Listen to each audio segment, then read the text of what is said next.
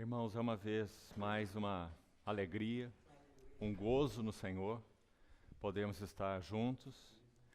Lembramos da face de alguns irmãos que nós conhecemos ali em Pretória, quando estivemos juntos, em fevereiro. E graças ao Senhor por essa nova oportunidade de estar com os irmãos agora aqui em Moçambique, Maputo. Nós trazemos saudações, mais uma vez, dos irmãos do Brasil.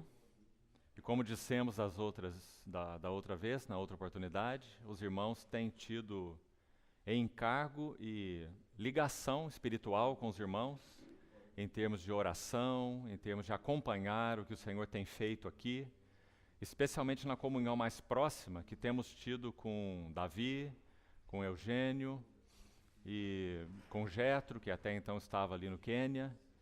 Temos recebido notícias dos irmãos, através especialmente desses irmãos. E nosso encargo, nosso desejo para essa oportunidade, esse tempo, é compartilharmos um pouco sobre a obra de Deus, a natureza espiritual da obra de Deus. E nós vamos ler alguns textos das Escrituras e gastarmos um tempo então de meditação juntos, de compartilhamento. E quem sabe, se possível, no final do tempo, nós possamos ter alguma interação também entre nós, para podermos, quem sabe, entrarmos em alguns aspectos mais específicos e objetivos, numa interação talvez posterior entre nós, se não hoje, amanhã. Teremos um outro tempo também, entre os irmãos que estão mais envolvidos no serviço. Então, esperamos no Senhor poder ter esse tempo também, de interação com os irmãos no assunto da obra. Vamos então ler alguns textos das Escrituras.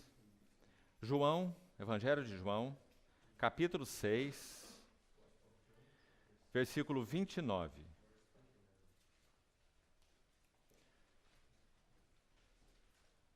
João 6, 29.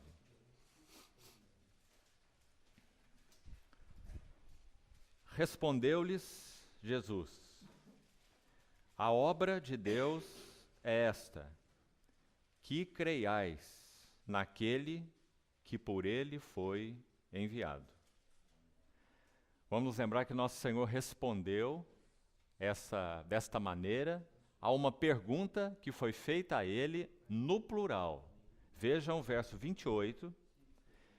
Dirigiram-se, pois, a ele perguntando: que faremos para realizar as obras, no plural, as obras de Deus?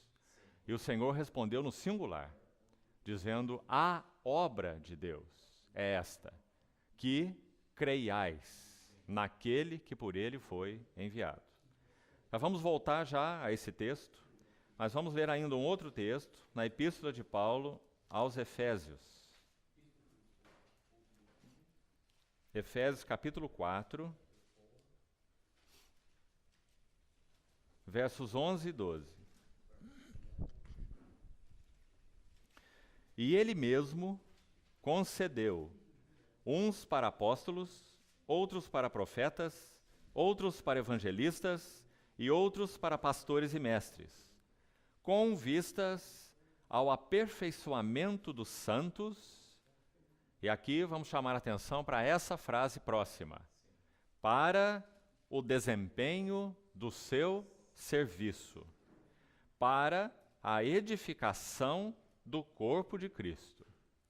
Essa frase, para o desempenho do seu serviço, significa para a obra do ministério, ou desempenho do seu serviço.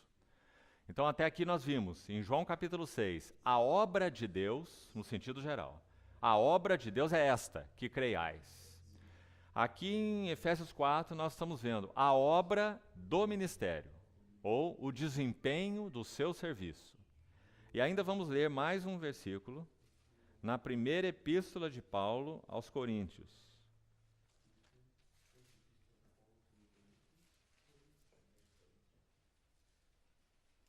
Capítulo 3,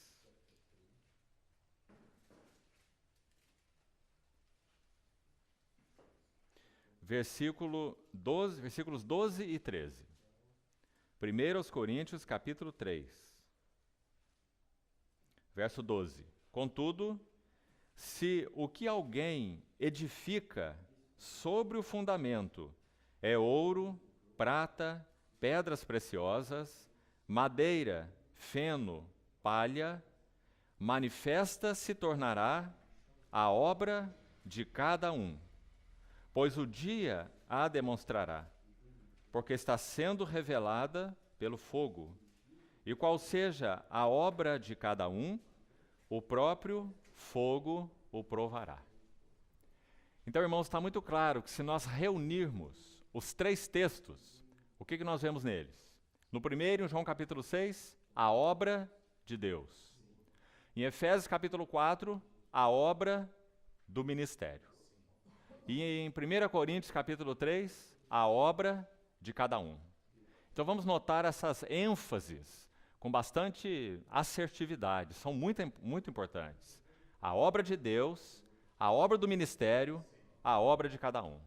E vamos falar um pouco sobre cada uma delas, mesmo que de forma mais objetiva. Acima de tudo, amados irmãos, nós carecemos de, através dessa expressão do Senhor Jesus, a obra de Deus é esta, que creiais naquele que por ele foi enviado, compreendermos qual é a natureza mais ampla, a natureza espiritual da obra de Deus. Por causa do pecado, por causa da nossa natureza, por causa do nosso egocentrismo, nós sempre tendemos a interpretar, a nos referirmos à obra de Deus como sendo um assunto, digamos, plural. Porque nossa tendência é nos envolvermos com muitas coisas. Nós nos lembramos que o nosso Senhor, observando o serviço, e um serviço genuíno, não havia nada de errado naquele serviço de Marta. Mas nosso Senhor, quando a repreende por não estar naquela melhor posição, a posição de permanecer assentada aos pés do Senhor até o devido tempo, o tempo do serviço, então ele usou também a palavra no plural, se referindo a Marta, e dizendo que ela estava inquieta com muitas coisas, no plural, não é? E disse ainda, uma só coisa te é necessária, se referindo àquela atitude de Marta de estar assentada aos pés do Senhor. Então veja que essa correção, ela é similar a esta que o Senhor está fazendo em João capítulo 6. Quando ele foi perguntado sobre o que faremos para realizar as obras, ele também respondeu no singular, dizendo, a obra de Deus é esta. Então por que isso é tão importante? Nosso Senhor resumiu a obra de Deus em uma palavra. E a palavra que o nosso Senhor escolheu foi creiais. Agora, por que essa palavra crer, então, é tão significativa? Ao mesmo tempo, tão ampla e específica. As duas coisas ao mesmo tempo. Tão ampla, mas tão específica.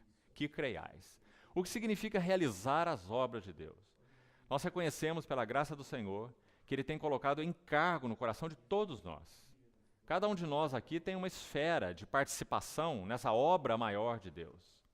Mas, acima de tudo, antes de entrarmos nesses assuntos da nossa participação, que são abordados nos textos que nós já lemos, tanto de Efésios quanto de Coríntios, nós precisamos dar um passo atrás e começar onde o nosso Senhor começou.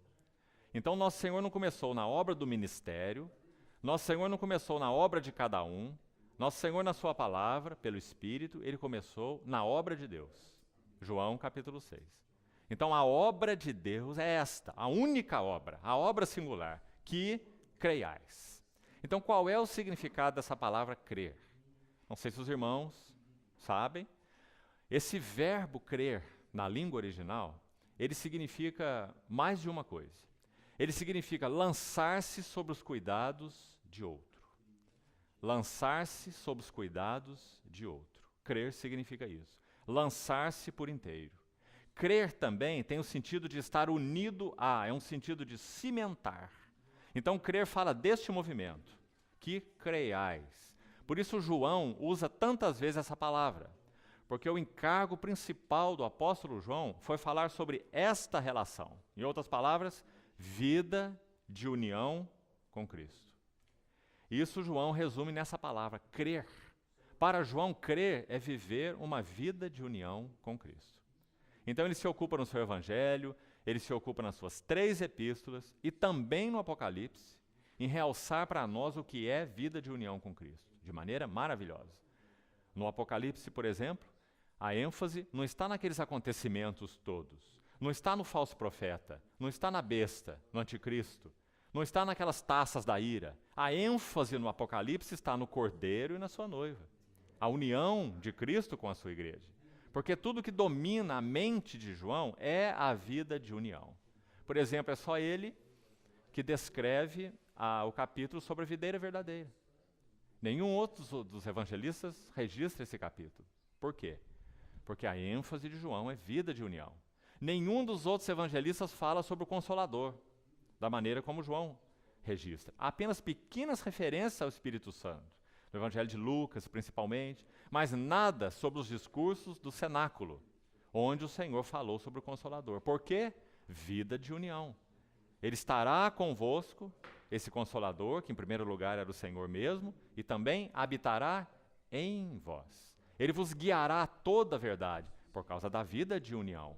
Ele me glorificará. Ele vai receber o que é meu e vou-lo há de anunciar. Então, para João, o resumo da vida cristã e o resumo da obra de Deus, ou do servir a Deus, estava concentrado numa palavra: crer, ou viver uma vida de união com Cristo. Agora, irmãos, por que a implicação disso é tão grande? Se nós começarmos pela obra do ministério, ou se nós começarmos pela obra de cada um, onde nós vamos chegar, nós estamos colocando o carro à frente dos bois e transtornando todo o assunto da obra de Deus. Quando nós não vivemos uma vida adequada de união com Cristo, nós estamos com muitos problemas. Porque é a vida de união com Cristo que resultará nas nossas vidas formação de caráter. E se não houver em nós uma formação de caráter, não há como nos envolvermos no assunto da obra de Deus. Se nos envolvermos nos assuntos da obra do ministério, e especificamente a obra de cada um, sem que em nós tenha sido formado um caráter tal, nós iremos causar dano não só aos outros, mas também a nós mesmos. Esse assunto do caráter de Cristo, irmãos, formado em nós, quando nós entramos nessa esfera da obra de Deus, é seríssimo. Ele é seríssimo em qualquer assunto, muito mais no que se refere à obra de Deus, porque isso envolve outras vidas. Então, para usar a palavra de Paulo, escrevendo aos Gálatas, ele diz que todo o seu sofrimento, em função daqueles irmãos que tinham começado bem, começado no espírito, mas estavam se desviando e se aperfeiçoando na carne, ele diz assim: meus filhinhos, como se debruçando de novo sobre eles. Ele tinha gerado a eles em Cristo. Então ele diz: meus filhinhos, pelos quais eu de novo. Porque ele já tinha sofrido por eles. Sofrido as dores de parto para gerá-los em Cristo. Mas agora ele está sofrendo de novo. Por quê? Porque eles começaram no Espírito e estavam se aperfeiçoando na carne. E se nós estudarmos a Epístola aos Gálatas, nós vamos ver que essas pessoas estavam envolvidas com a obra, entre aspas aqui, a obra de Deus.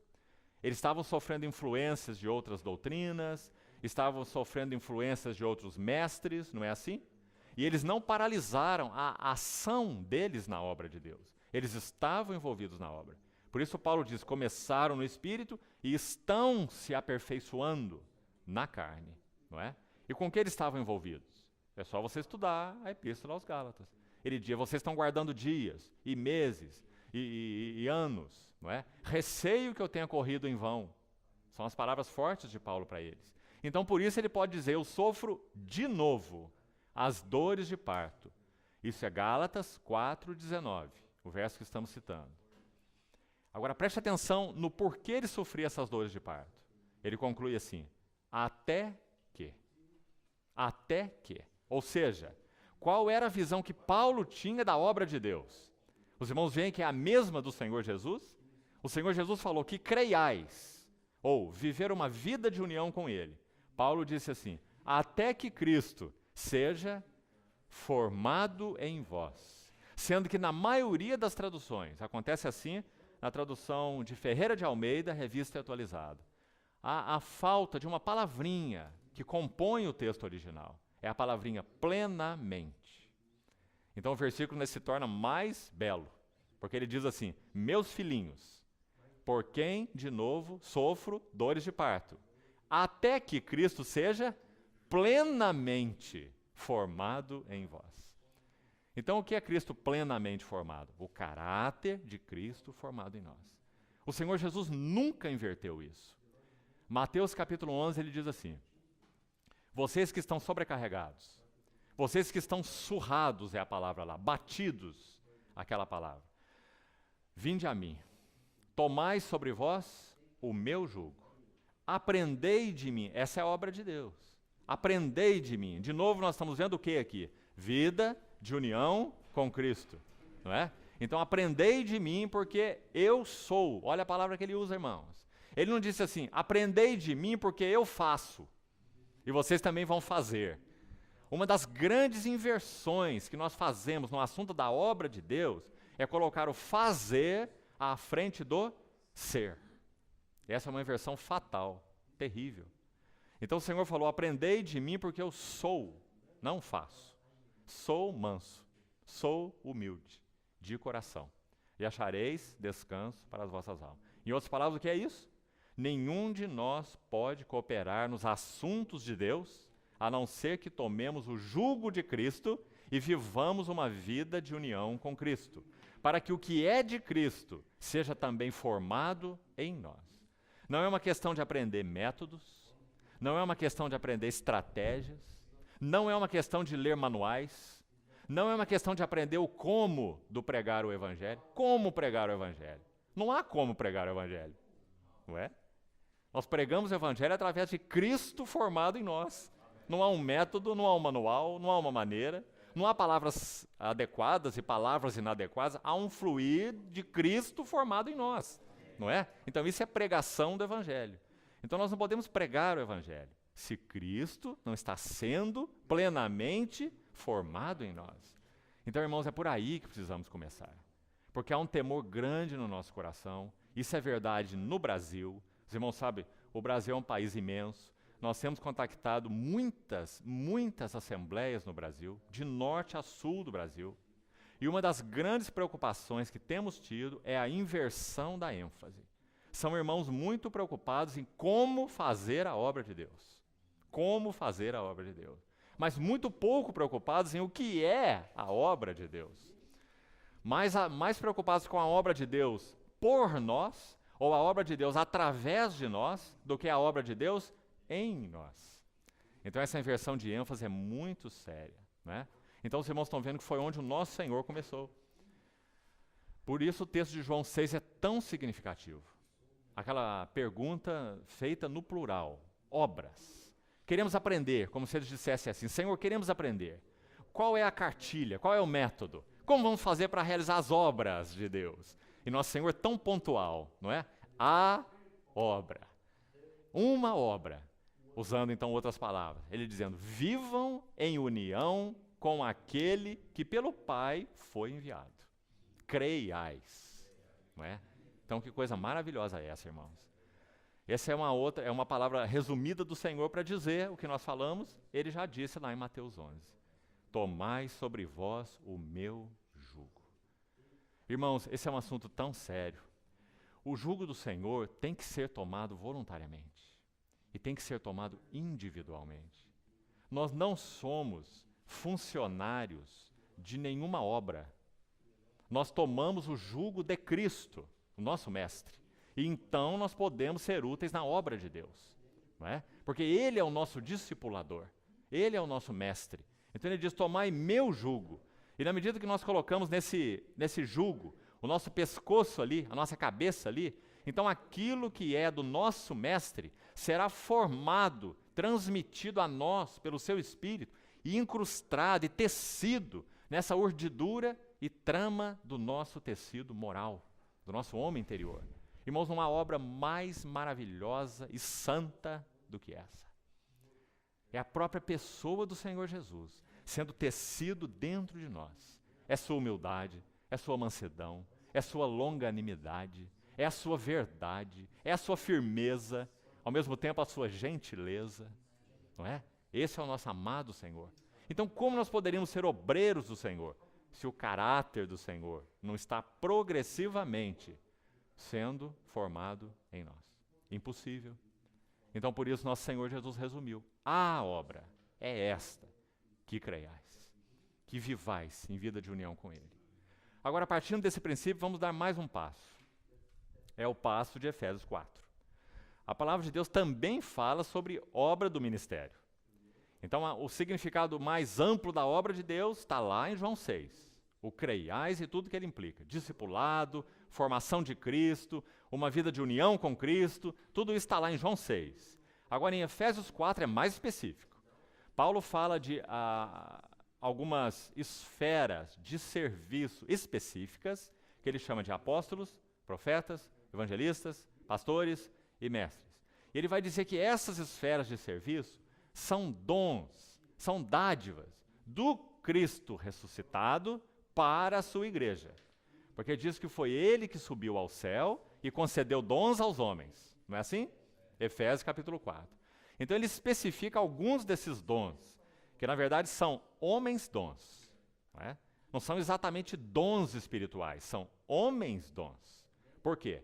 Porque aqueles que o Senhor Jesus recolheu para si mesmo, purificou, santificou, equipou, ele então dá à igreja. Para fazer o que na igreja? Para que eles ocupem uma plataforma na igreja? Para que eles sejam colocados em vitrines de observação? Não. Esse é outro grande erro que nós cometemos. E é por causa da nossa carne. A carne do homem tem uma tentação de prestar culto a heróis. Quem são os nossos heróis? Então vamos cultuá-los, né? Culto aos heróis. Mas isso não é ministério. Paulo diz que esses 5 ministérios expostos aí, eles foram dados à igreja, não a igreja dada ao ministério. A igreja não é para a obra, é a obra que é para a igreja. Quando isso é invertido, nós temos um outro grande problema. As igrejas ficam a serviço da obra, e não a obra a serviço das igrejas.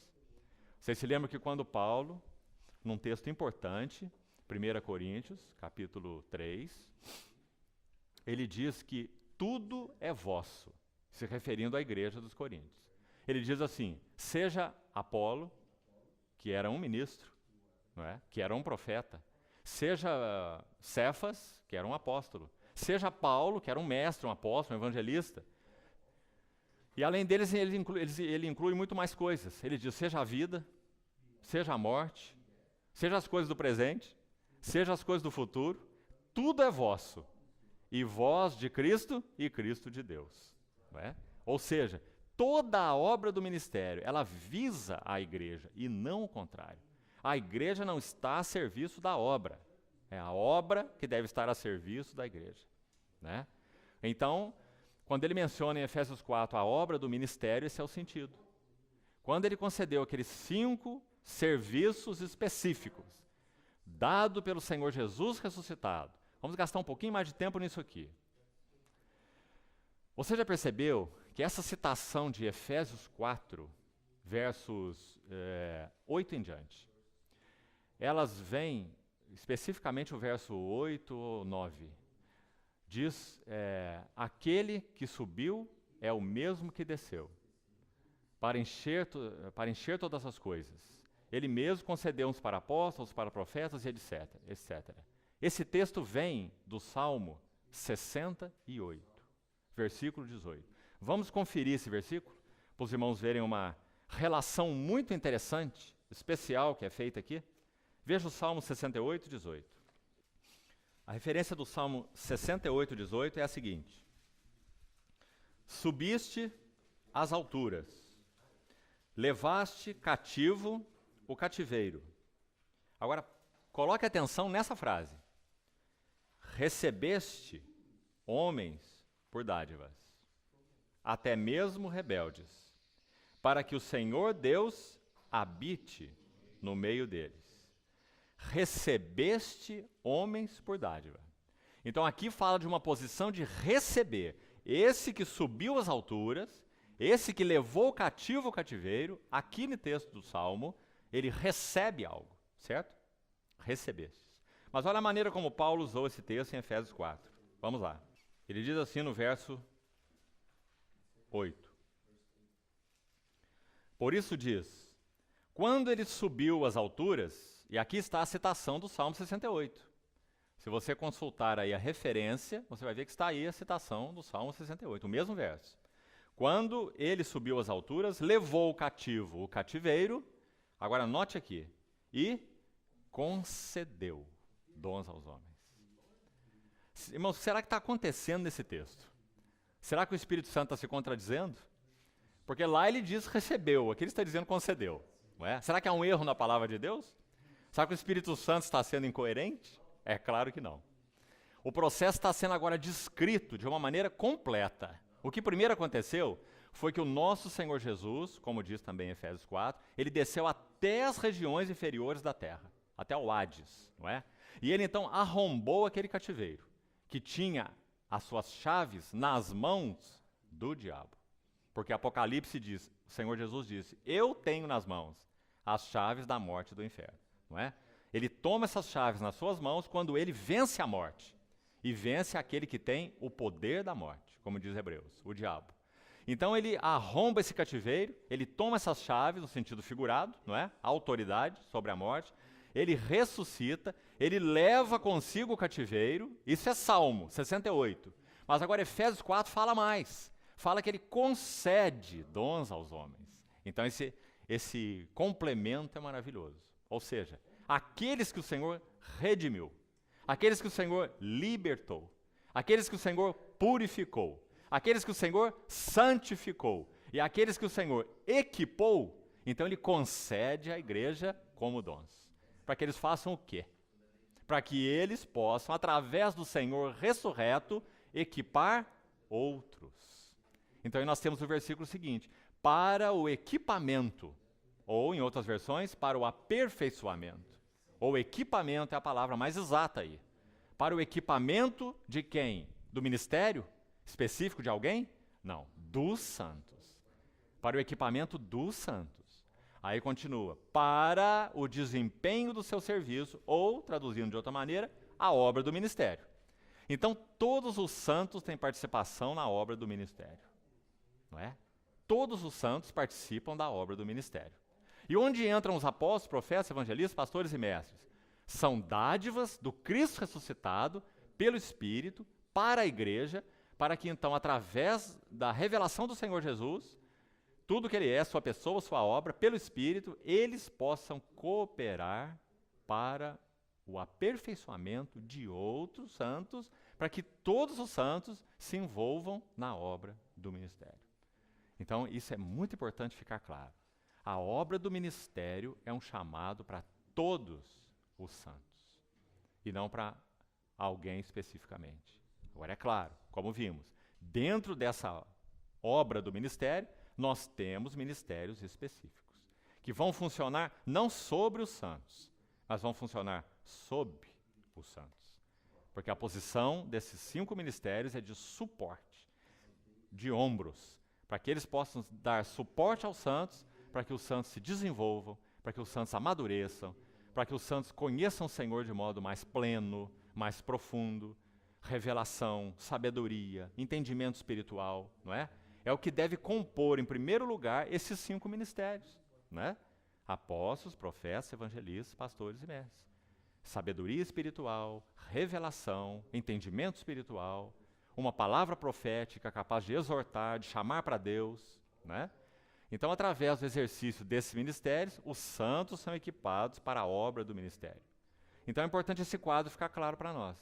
O Senhor Jesus desce até o Hades, ele vence a morte, assume a autoridade como homem, é elevado até o lugar mais alto do universo, à destra do trono da majestade nas alturas. Ali, segundo Atos 2, ele recebe do Pai a promessa do Espírito, Atos 2:33. E ele derrama, como Pedro diz, isto que vedes e ouvis, o Espírito Santo. E agora então, por causa do derramamento do Espírito Santo, tudo que o Senhor Jesus é e fez, é comunicado à igreja. E com o seguinte cuidado aqui: o Senhor Jesus não deixa de ter sua existência pessoal. Precisamos ser muito cuidadosos aqui. Jesus Cristo não se transforma no Espírito Santo.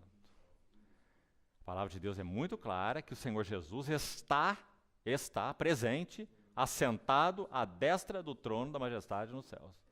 E ele derramou o seu Espírito. Né? Então são duas pessoas distintas. Embora, é claro, há um só Deus. Então o Espírito de Cristo, ele contém tudo que Cristo é. Mas Cristo não deixou de existir. Cristo não foi transformado no Espírito Santo. Né? Jesus Cristo é Jesus Cristo. A pessoa que nós vamos ver face a face, não é? Ele voltará, veremos a ele face a face. Ele não foi transformado no Espírito, mas ele derramou o seu Espírito. E no seu Espírito, nós temos tudo o que ele é e tudo o que ele fez, que ele conquistou. Então é esse operar do Espírito Santo, transmitindo o que Cristo é, que dota a igreja desses dons, ou desses ministérios. E através deles, pelo mesmo Espírito, através deles, os santos são equipados para a obra do ministério, como diz Efésios capítulo 4. Agora, se nós formos ao último texto que lemos, 1 Coríntios 3, nós vamos ver algo ainda mais específico. Então a ordem tem que ser seguida. A obra de Deus, que creiais, a obra do ministério. E qual é a função dela? Cada um de nós envolvido na obra do ministério, aqueles ministérios específicos cooperando para equipar os santos. Mas agora Coríntios 3 diz: manifesta se tornará a obra de cada um. Então também há a obra de cada um. Há a obra de Deus, há a obra do ministério, há a obra de cada um. Então o que esse texto tem para nos ajudar no sentido da obra de cada um? Vamos olhar um pouco sobre ele. 1 Coríntios 3. Vamos ler desde o verso 9, para ficar mais claro. Porque de Deus somos cooperadores. Que palavra maravilhosa é essa? Deus é o único operador. Houve um servo de Deus no passado, muito usado pelo Senhor durante um tempo chamado avivamento, grande avivamento evangélico do século XVIII, como é conhecido. Esse homem estava nos Estados Unidos, se chamava Jonathan Edwards. E certa vez, num dos seus escritos, ele buscou definir o que significa essa questão da nossa cooperação com a infinita e soberana graça de Deus. Para que esse equilíbrio na obra de Deus, esse equilíbrio delicado, não fosse prejudicado.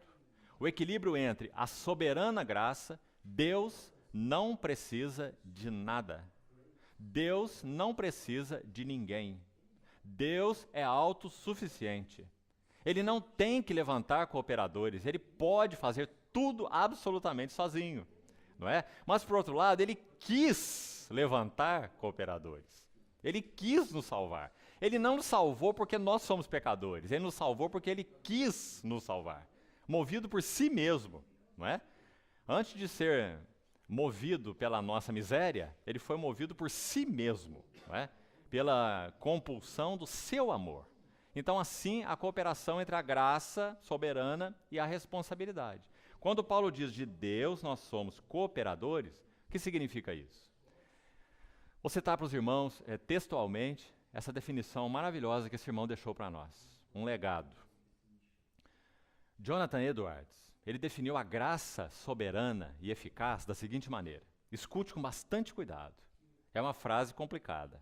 Ele diz assim: na graça eficaz, nós não somos meramente passivos. E nem Deus faz uma parte e nós fazemos o restante. Aí ele continua: mas Deus faz tudo e nós fazemos tudo. Porque é isso mesmo que Ele produz, as nossas obras. Deus é a única verdadeira fonte e o único verdadeiro autor, mas nós somos verdadeiros agentes. E aí ele conclui assim: somos, em diferentes aspectos, totalmente passivos e totalmente ativos. Que frase interessante é essa. É paradoxal, é claro, não é? Porque essa relação é paradoxal. Como Deus faz tudo e nós fazemos tudo? Porque quando Deus nos criou, quando Ele planejou a natureza humana, Ele nos criou para sermos responsáveis, não é? Mas Ele não deixou de fazer tudo. Ele faz tudo, mas também nós fazemos tudo. Ele é a fonte de tudo, como esse irmão diz. Deus é a única verdadeira fonte, mas nós somos verdadeiros agentes. E por isso também ele diz, em diferentes aspectos, somos totalmente passivos. Em que sentido somos totalmente passivos? Que nós não podemos iniciar ação alguma. Deus é a única verdadeira fonte. Deus é o único verdadeiro autor. Na obra de Deus, irmãos, se nós iniciamos, nós estamos causando problemas. Porque nós vamos iniciar baseados em nós mesmos, baseados no nosso conceito da obra de Deus, baseado no que outros dizem que a obra de Deus é, e não baseados naquilo que Cristo está fazendo em nós pelo seu Espírito e na vida de outros pelo mesmo Espírito. Essa é a obra de Deus, não é? Então, nesse sentido, somos passivos, porque só Deus é a única verdadeira fonte e o único verdadeiro autor. Mas, em outro sentido, nós não somos passivos. Por quê? Porque aquilo que Deus inicia deve obter a nossa cooperação. Ele busca a nossa cooperação. Então, irmãos, que coisa tremenda e terrível essa. Deus pode iniciar algo, desejando contar conosco, e nós fazemos o quê? Nós cruzamos os braços, né? E não nos apresentamos, e não nos dispomos. Então, nós paralisamos a obra de Deus. Ou interferimos na obra de Deus de modo contrário. Deus não está falando nada. Deus não está fazendo nada, mas nós queremos fazer. Nós queremos sair, nós queremos falar, nós queremos interferir em esferas que muitas vezes não são nem de nossa responsabilidade, porque nós queremos fazer a obra de Deus, como nós vimos o Senhor falar com aquelas pessoas em João 6, né? Então essa questão de cooperação é uma questão muito delicada. A soberania de Deus não anula a responsabilidade do homem. Mas a responsabilidade do homem nunca pode agir à parte da soberania de Deus, ou da iniciação de Deus, daquilo que Cristo revela, daquilo que o Senhor deseja. Por isso, amados, vamos abrir um pequeno parênteses aqui. A imensa necessidade que nós temos da oração corporativa, a oração da igreja, para conhecer a mente de Cristo. Talvez essa é a minha convicção, que é uma pérola perdida na história da igreja. Uma pérola perdida. Sabe por quê? Nós nos acomodamos a estratégias. Faça assim. Isso é dessa maneira. Isso é o que está dando certo. Pragmatismo. Pragmatismo tem sido uma praga no meio da igreja de Deus. Vamos fazer o que funciona. Isso funciona, isso não funciona. Não é? Isso é pragmatismo. Isso danifica a obra de Deus. Não é? Então, a oração corporativa tem qual finalidade? Por que os santos se reúnem para orar juntos? Em primeiro lugar,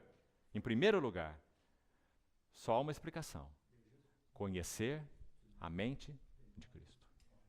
Esse é o sentido da oração corporativa. Não é, em primeiro lugar, Senhor, abre as portas aqui, abre as portas lá, abre a porta para a pregação do Evangelho. Senhor, olha a nossa necessidade, precisamos disso, precisamos daquilo. Não. Em primeiro lugar, a oração da igreja é: dá-nos entendimento. Senhor, qual é a tua mente para nós aqui nesse momento? O que o Senhor quer fazer conosco? Qual tem sido a nossa necessidade? Não foi assim, amados, quando aquelas 7 igrejas foram apresentadas diante do Senhor em Apocalipse, capítulo 2 e 3? Não é esse o quadro do Apocalipse? O que nós temos no Apocalipse, capítulo 1? Senhor Jesus ressuscitado, não é? João viu, caiu aos seus pés como morto. A glória do Senhor Jesus. Apocalipse 1, o Senhor ressuscitado. E o que nós temos em Apocalipse 2 e 3? 7 candeeiros, 7 igrejas. Onde elas estão? Elas estão diante do nosso Senhor ressuscitado. Olha esse quadro aqui. O nosso Senhor Jesus ressuscitado é o varão medida de Deus. O varão medida de Deus. O metro de Deus. É o Senhor Jesus. Isso é Apocalipse capítulo 1. Seus olhos como chama de fogo. Seus cabelos como alva lã. Fala da sua sabedoria. Não é? Seus olhos chama de fogo, seu discernimento. E assim suas vestes alvas como a lã, sua santidade. E assim ele vai sendo descrito. Seus pés como bronze polido, fala do seu juízo, não é? Assim ele se apresenta diante das igrejas. O metro de Deus, a medida de Deus. E aqui estão as 7 igrejas. Por quê? Cada uma delas será medida diante desse metro. Então primeiro vem Éfeso, e vai ser medida aqui, nesse metro. Éfeso tinha uma boa palavra. Éfeso tinha uma boa doutrina. Éfeso era ortodoxa. Éfeso tinha trabalho. O Senhor falou, conheço o teu labor. Tinham trabalho, tinham perseverança, tinham discernimento. Porque o Senhor falou, vocês provaram os falsos apóstolos e os acharam mentirosos.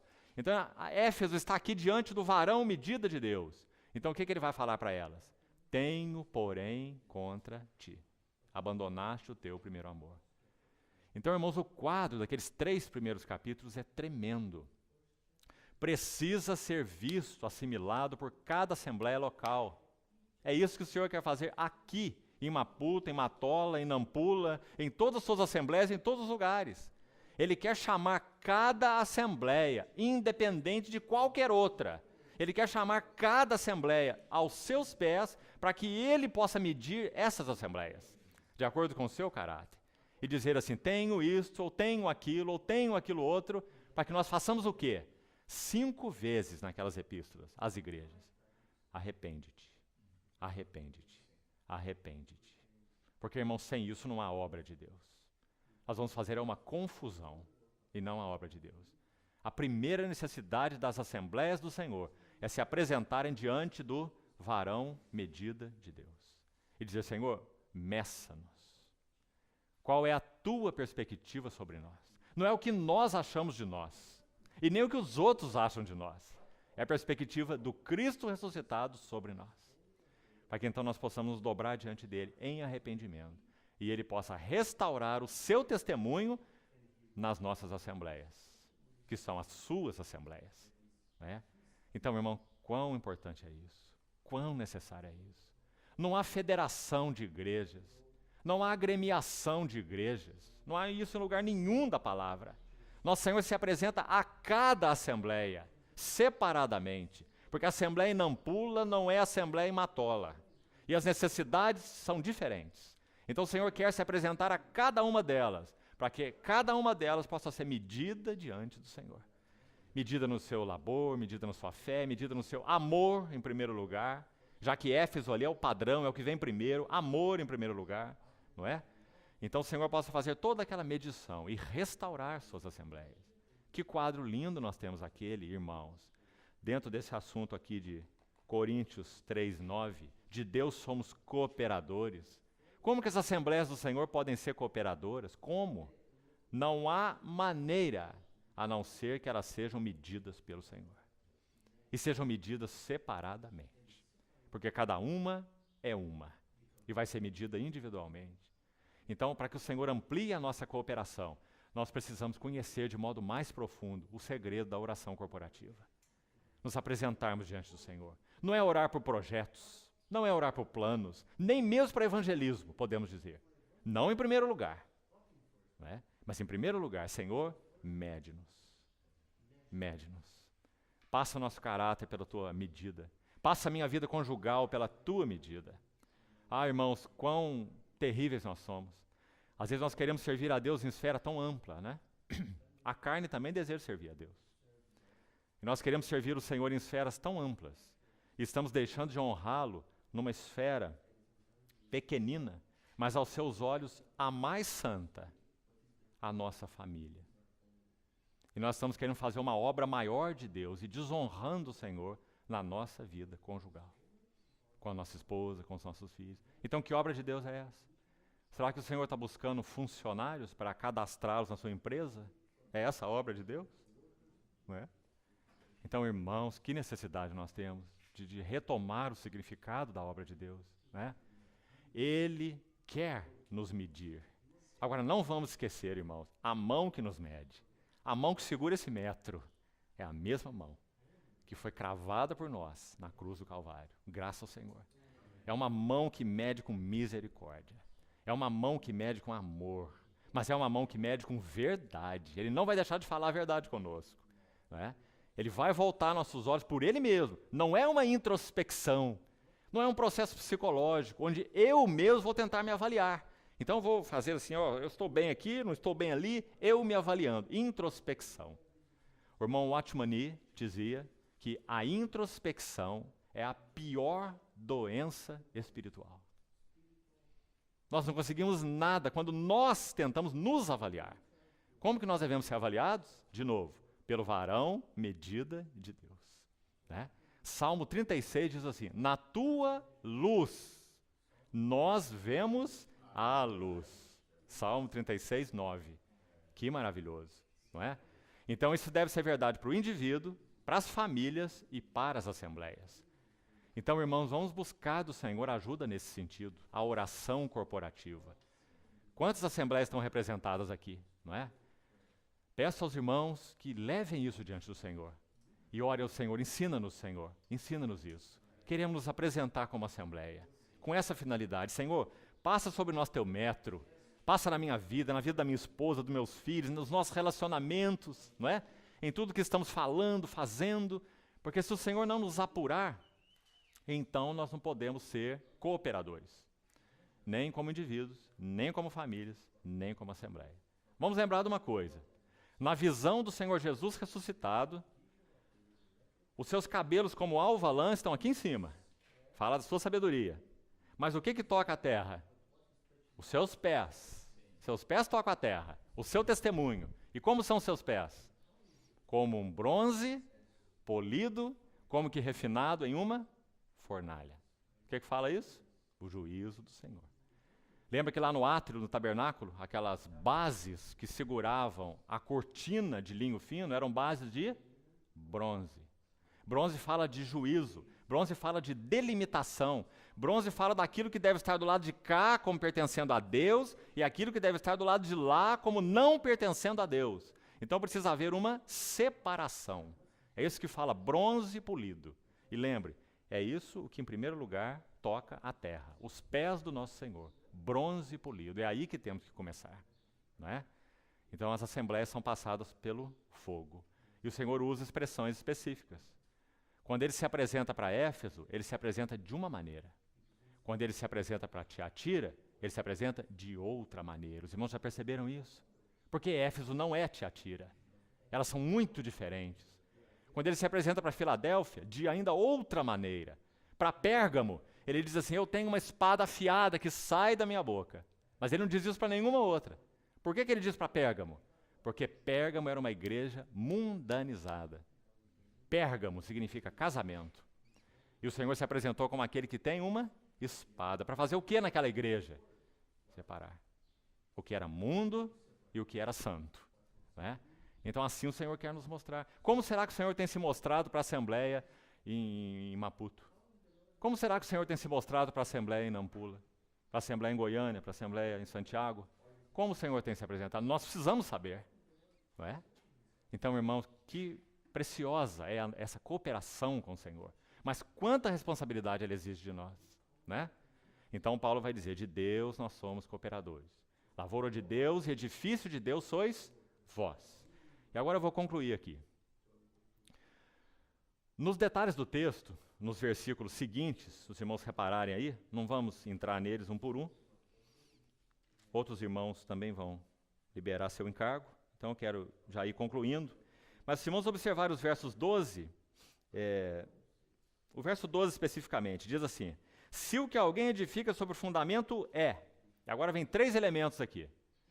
Primeiro, ouro, prata, pedras preciosas. A primeira tríade. Depois vem uma outra tríade, não é isso? E ele diz, ou madeira, feno e palha. Manifesta se tornará a obra de cada um. Por que Paulo faz essa distinção? Lembre-se, o assunto que ele está tratando é a obra de cada um. Ele está sendo específico, né? Digamos, é mais do que a obra de Deus em geral, é mais do que a obra do ministério, é a obra de cada um, especificamente. Então ele usa essas 2 tríades que são muito interessantes para nos sondar diante do Senhor. A primeira tríade, ouro, nós sabemos, fala daquilo que reflete a vida, glória e natureza de Deus. Isso é ouro. A vida, glória e natureza de Deus. Prata tem especial relação com a pessoa e especificamente a obra de Cristo. Os ciclos do santuário que eram usados para se resgatar os primogênitos eram ciclos de prata, porque prata tem relação com redenção. O Senhor Jesus foi traído por 30 moedas de prata. Prata tem sempre relação com redenção. Então, se o que edifica é ouro, porque revela a vida de Deus, porque é feito na vida de Deus, porque revela a glória de Deus. Se é prata, porque revela os valores da redenção de Cristo. Tudo que nós edificamos como cooperadores tem que revelar os valores da redenção de Cristo. Tem que começar com Cristo, tem que ser por meio de Cristo, tem que ser para Cristo. Do contrário, não tem valor. Então essa é a redenção cristocêntrica, né? Isso é a prata, fala da cristocentricidade. E por último, pedras preciosas. Como é formada uma pedra preciosa? Ação de tempo e ação de pressão e ação de temperatura. Isso que nós precisamos para que sejamos obreiros fiéis. Tempo, pressão e temperatura. Para que nós sejamos apurados como pedras preciosas. Irmãos, que dano esse assunto também tem causado na obra de Deus. Quando nós vemos um novo convertido, que por algum motivo entendemos que ele ama o Senhor, que ele ama a palavra, né? Então nós logo pensamos, para onde nós vamos enviá-lo? Não é assim? Para onde nós vamos enviá-lo? Ele ama o Senhor, ele ama a palavra. Sabe para onde ele devia ser enviado? Para a escola de Cristo. Para ele gastar tempo, para ele sofrer pressão e para ele sofrer a ação da temperatura. Aprendendo a tomar o jugo de Cristo. Para o caráter de Cristo sendo formado nele. E então sim, ele poderia refletir algo maravilhoso da parte do próprio Senhor. Não é? Então, pedra preciosa fala do quê? A obra do Espírito Santo. Então nós estamos vendo Deus triuno aí, não é? Ouro, a vida, glória e natureza de Deus. Prata, a obra do Filho, a redenção. E pedras preciosas, a obra do Espírito Santo, não é? Produzindo em nós esse caráter de Cristo. Agora vamos olhar as outras 3 últimas rapidamente. O que é madeira? Também sabemos pela tipologia bíblica que madeira fala de natureza humana. Lembra que a arca era de madeira de acácia revestida de ouro. E ela é uma figura do nosso Senhor Jesus, não é? Porque nosso Senhor Jesus foi um homem concebido pelo Espírito Santo, mas ele foi concebido de maneira divina. Ou ele é Deus, ele é o Logos, ele é o Verbo eterno encarnado.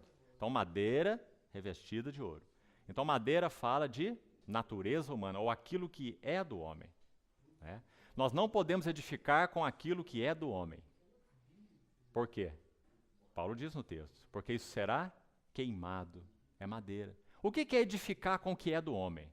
É a maneira como eu vejo a obra, é a maneira como eu penso que deve ser feito, ou com aquilo que é meu. Muitas vezes meu temperamento é forte, muitas vezes eu posso ter um instinto de liderança. Tem muitas pessoas que têm instinto de liderança, e elas podem liderar outros por instinto de liderança, não é? São carismáticas, como nós costumamos dizer. Não é? Tem poder de persuasão, são muito inteligentes, são eloquentes, sabem falar muito bem. Não é? Tudo isso em si mesmo é do homem. Não que o Senhor não possa utilizar dessas coisas. Sim, ele pode. Só que tem algo que precisa ser feito antes do Senhor usar a inteligência de um homem. Antes do Senhor usar a perspicácia de um homem, tem algo que tem que ser feito. Essa inteligência, essa perspicácia tem que ir para o seu altar e serem mortas. A partir daí, sim, ele pode recuperar em ressurreição. Uma inteligência a seu serviço. Uma perspicácia a seu serviço. Não é? Mas o que nós vemos com tanta frequência na obra de Deus são essas coisas sendo usadas como madeira, ou seja, é o que é do homem, natureza humana. E tentamos edificar com essas coisas. Isso nunca vai redundar em glória para Deus. E nem irá permanecer. Então isso é madeira, o que é do homem. Mas depois ele diz feno. Feno fala da glória do homem. Por que sabemos? Porque 1 Pedro 1 interpreta esse sentido. 1 Pedro 1 diz assim: toda a carne é como a erva, e toda a sua glória como a flor da erva. Seca-se a erva e cai a sua flor. Então feno que é essa erva seca, fala da glória do homem. Então, se o que nós tentamos edificar na obra de Deus é glória do homem, chama glória para nós, chama atenção para nós, chama privilégios para nós, nome para nós, posição para nós, então isso é feno, não é? Ou é a glória do homem. Isso vai fenecer. A palavra fenecer vem disso, né? Fenece. É algo que não tem estabilidade, não permanece. Então Paulo diz madeira, natureza humana. Feno, glória humana. E agora vem a palha. O que é palha? Como as escrituras interpretam palha? Lá em Êxodo capítulo 3. Faraó disse assim, vamos retirar deles a palha. Que eles próprios vão lá buscar mais palha para fazer tijolos. Então do que fala a palha? Obra do homem. Então madeira é a natureza do homem, feno é a glória do homem e palha é a obra do homem. E Paulo diz, isso tudo vai se queimar, porque isso não reflete o que o Deus triuno é. Né? Natureza do homem, obra do homem e glória do homem. Madeira, feno e palha. Então, irmãos, o Senhor nos ajude a considerar de novo esses assuntos em dois aspectos. Primeiro de tudo, individualmente. Se cada um de nós aqui tem um encargo na obra do Senhor, então nós precisamos nos lembrar. O varão medido está colocado diante de nós. E nós precisamos deitar as nossas vidas aqui aos seus pés e dizer, Senhor, mede-nos. O que há em nós que não confere com o teu caráter? Para que esse varão possa nos medir. E assim nossas famílias, e assim as assembleias. Quando nós nos reunirmos, nós vamos orar da mesma maneira. Senhor, abre os nossos olhos, para que vendo Cristo ressurreto, ouvindo a palavra da sua boca, essa assembleia possa ser medida, passada pelo fogo, e então a obra do Senhor será uma realidade espiritual entre nós. Esse assunto da realidade espiritual foi um dos aspectos, para não dizer o aspecto, que mais pesou e que mais angustiou o coração de um outro amado e tremendo servo do Senhor do século passado, chamado Austin Sparks. Aquele irmão gemeu na sua geração por causa da falta de realidade espiritual. Irmãos, havia muito evangelismo, muita obra, muita coisa sendo feita, muita conferência. Houve uma conferência famosa da qual esse irmão participou, a conferência de Keswick, as famosas convenções de Keswick. Não é? Então não era falta de conferência, não era falta de evangelização. Havia muitas associações de igrejas, mas aquele irmão gemia por causa da falta de realidade espiritual. Porque nós precisamos ser medidos diante do Senhor. Né? Cada assembleia, para que seja recuperada a realidade espiritual. A realidade espiritual pode ser imitada. O homem imita a realidade espiritual. A carne imita a realidade espiritual. E essa imitação é um grande problema. Né? A única maneira de não entrarmos no terreno da imitação é estarmos diante do varão medida, numa relação direta com ele, para que ele nos meça. Quando ele nos mede, não tem lugar para imitação, porque aquele que nos mede é o verdadeiro, o nosso Senhor Jesus. Aquele que vai falar a verdade conosco, em amor, nos recuperando como testemunho para ele. Então, em primeiro lugar, vamos pedir ao Senhor que nos ajude a considerar esse assunto aos seus pés, irmãos. Amém. Vamos ter uma pequena oração para seguirmos. Querido Senhor, nós somos teu povo, somos as ovelhas do teu pastoreio. Senhor, nosso sincero desejo é que realmente nós sejamos medidos diante do Senhor. Carecemos imensamente de que o Senhor passe nossas vidas pela tua medida. Sonda-me, ó Deus, e conhece o meu coração. Prova-nos e conhece os nossos pensamentos. Vê se há em nós algum caminho mau e guia-nos pelo caminho eterno. Senhor, ajuda-nos a compreender a natureza espiritual da tua obra. Dá-nos mais clareza sobre tua obra, sobre o crer, sobre a obra do ministério, sobre a obra de cada um de nós. Muito obrigado porque o Senhor tem sido tão fiel e tão gentil com as tuas assembleias, nos conduzindo, Senhor. Pedimos ao Senhor que levante em nós uma resposta mais pronta e mais plena ao que o Senhor nos tem falado. para que o Senhor obtenha teu testemunho nesses dias do fim. Ó Senhor, muito obrigado por essa tarde de comunhão, pelas vidas aqui depositadas aos teus pés, nós te louvamos. Com este pedido e com este agradecimento, o Senhor é o nosso pastor. Por isso, Senhor, vem nos tratar com essas tuas mãos preciosas, tua vara e o teu cajado. Em nome do Senhor Jesus oramos. Amém, Senhor.